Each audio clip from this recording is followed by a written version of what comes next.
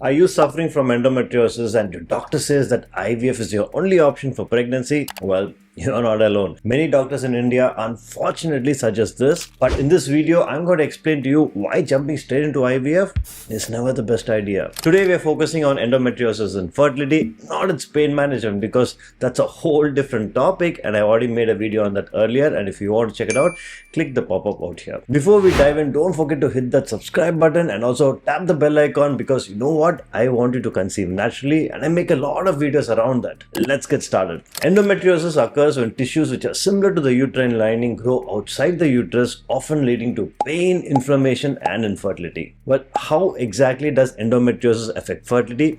Well, it destroys the normal anatomy, alters the fallopian tube, so the egg transports get a little hampered. It also makes ovaries produce poor quality eggs and also reduces your implantation rates. But why do doctors say that IVF is your only option? Frankly speaking, IVF is very easy to do, and not all doctors are trained in performing advanced laparoscopic endometriosis surgeries. Surgery to restore your normal anatomy in endometriosis requires highly specialized skills, and unfortunately very few doctors in India are trained to do this. If you are interested to see how we perform an endometriosis clearance, click the pop-up out here. What the doctors also fail to inform you that IVF success rates are actually lower in women with endometriosis, and many women will require at least 2 to 3 cycles of IVF to conceive. This is because the endometriosis cysts or endometriomas reduce the egg quality and the number of eggs that you get during your pickup. Endometriosis also creates an inflammatory environment inside your body, making your embryo implantation very difficult. So why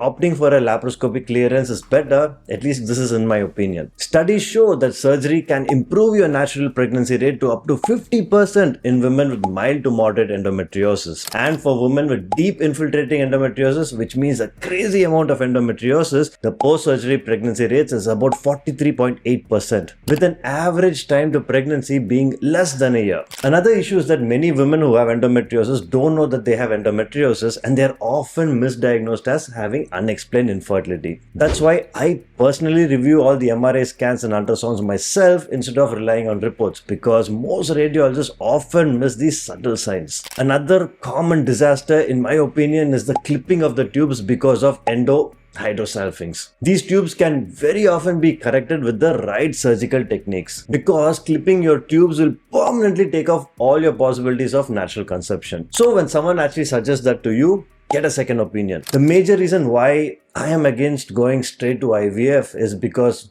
IVF is emotionally very draining. It is also very expensive, and most women with endometriosis require multiple cycles to conceive. And on the other hand, opting for laparoscopy can help you reduce your endometriosis pain and also allow you to plan for your pregnancy naturally. Some women will also benefit from a combined approach, like undergoing egg collection and endosurgery at the same time. This is especially useful for women whose tubes have been unfortunately clipped. This way, you will have an improved chance of implantation, and it will also give us an opportunity to assess the uterus for other issues at the same time. If you are unsure on where to start, here are a few things that you can do first. Get an AMH test to assess your ovarian reserve, perform an ultrasound or MRI to evaluate the severity of your endometriosis, and also consider a HSG test to check your fallopian tubes. Are you suffering from endometriosis? Share your experiences in the comments down below. Your story could actually help someone else. And also don't forget to subscribe, because I will be putting out more information on how you can conceive naturally. So together, you and I, let's stop this IVF pandemic.